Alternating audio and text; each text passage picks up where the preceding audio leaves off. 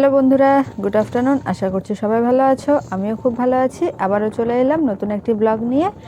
আজকে আমি আর মা যাচ্ছিলাম বাজারে, আর দেখো এত পরিমাণে ঠান্ডা করছিল দুপুরবেলা, তবুও দেখো মনে হচ্ছিল সবেমাত্র সকাল হয়েছে।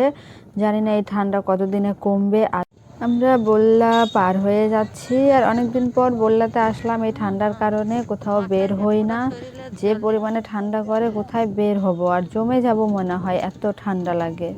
আমরা প্রায় বাজারের কাছাকাছি চলে এসেছি, তো চলো বাজারে গিয়ে তোমাদের সঙ্গে দেখা হচ্ছে।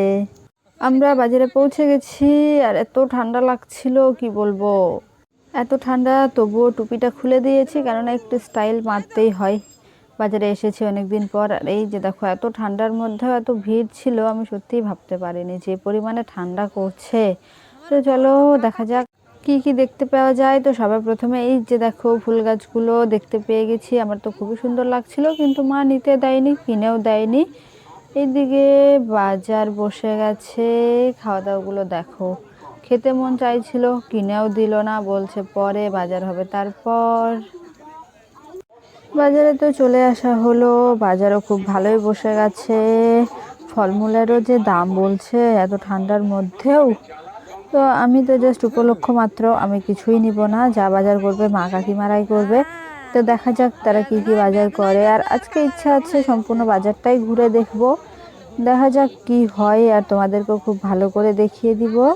তো সর্বপ্রথম মা কিছু একটা নিবে, সবজি যেটা খুঁজে বেড়াচ্ছিল, কিন্তু অনেক কয়েকটা দোকানে ছিল না। আর কাকিমা অলরেডি আমাদের থেকে আলাদা হয়ে গেছে। কাকিমা বলছে তোরা বাজার কর, আমিও করি, তারপর একসঙ্গে দেখা হয়ে বাড়ি চলে যাব।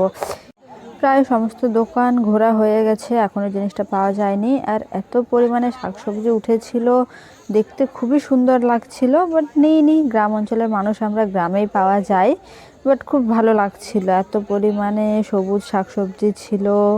তো মা তো এখনও খুঁজেই পাচ্ছে না, জানেও না আর খুঁজে পাবে কি না, কেননা প্রায় দেখা আমাদের কমপ্লিট সমস্ত দিকে। আর এই যে দেখো এখানের শাকগুলো সব থেকে বেস্ট মনে হলো আমার পুরো হাটে। দেখো একেবারে কত সুন্দর। তো জানি না খুঁজে পাবে কি পাবে না, আমার তো ক্লান্ত লাগছিল এইটুকু হেঁটে, আর ভাবছি পুরো হাটটা ঘুরে দেখবো, তোমাদেরকেও দেখাবো। দেখো এইদিকে ছিল মুরগির বাজার, এইদিকে চারা গাছ পাওয়া যাচ্ছিল, লঙ্কা বেগুন সমস্ত কিছুর। তারপর আরও অনেক কিছু আছে, তোমাদেরকে সেগুলো দেখাতে থাকবো, তোমরা ভিডিওটা দেখো।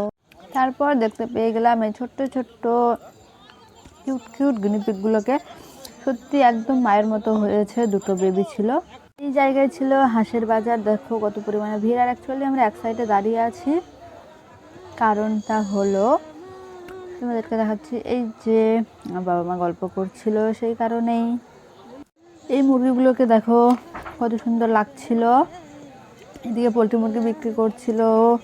এবার হাট ঘোরা কমপ্লিট।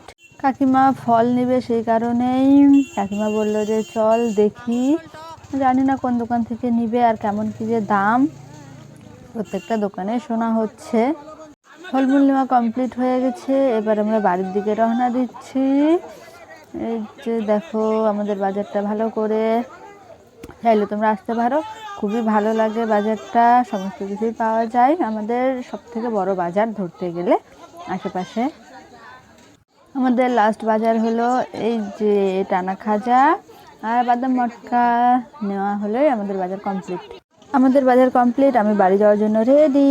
তো চলো বাই বাই, আবার দেখা হবে।